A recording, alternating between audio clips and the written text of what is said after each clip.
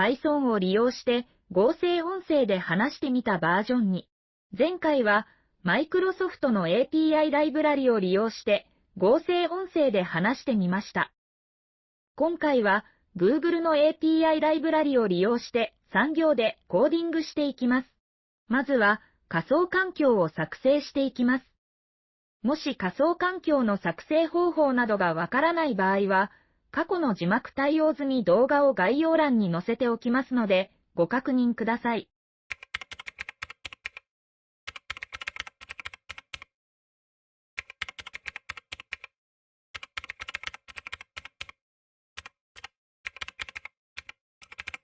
今回利用する Google の読み上げライブラリをインストールします。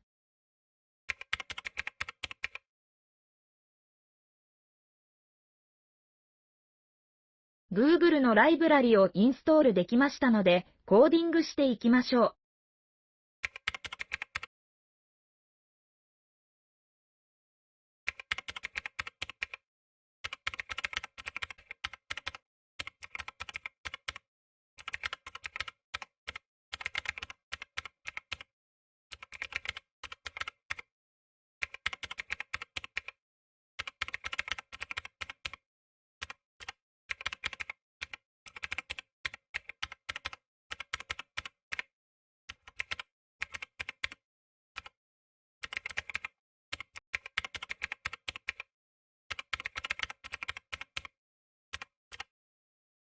では、正しく生成されているか確認するため、保存した音声ファイルを聞いてみます。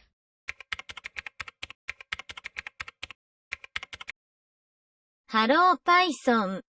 問題なく入力したテキストを読み上げることができましたね。次回はストリームリットを利用して音声読み上げウェブアプリを作成していきます。動画を見ていただきありがとうございます。